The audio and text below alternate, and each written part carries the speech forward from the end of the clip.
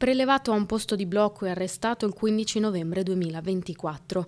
Da allora Alberto Trentini, cooperante umanitario del Lido di Venezia, si trova in carcere in Venezuela, nella prigione di El Rodeo, nei pressi della capitale Caracas. In questi 365 giorni nessun capo di imputazione che ne giustificasse l'arresto. Imprigionato molto probabilmente solo come ostaggio politico.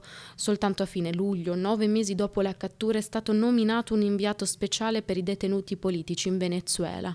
Laureato in storia a Ca' Foscari, un master in assistenza a Liverpool e in sanificazione dell'acqua a Leeds. Decine di esperienze sul campo, dall'Ecuador all'Etiopia fino a Nepal e Paraguay. Trentini era in Venezuela da ottobre 2024, coordinatore di una ONG francese dedita agli aiuti alle persone con disabilità. In un anno solo 3 brevi chiamate alla famiglia, in cui Trentini ha voluto rassicurare sulle sue condizioni di salute, raccontando anche di aver smesso di fumare, chiesto come stava il padre e premurato di non muovere la sua auto perché la revisione è scaduta. Impegno costante da parte dell'avvocata Alessandra Ballerini e quello della madre Armanda Colusso Trentini. Si deve parlare di mio figlio, come si è fatto per altri italiani che fortunatamente, grazie anche al clamore mediatico, hanno fatto il ritorno a casa.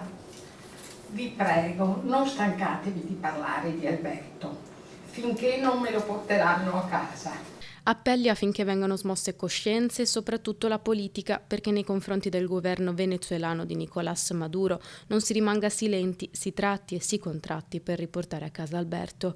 Dalle colonne di Repubblica, la madre Armanda: Alberto ha dedicato la sua vita agli altri, ora è lui ad aver bisogno di voi. Scrivetene, parlatene, insistete, perché chi deve decidere lo faccia senza più tentennamenti.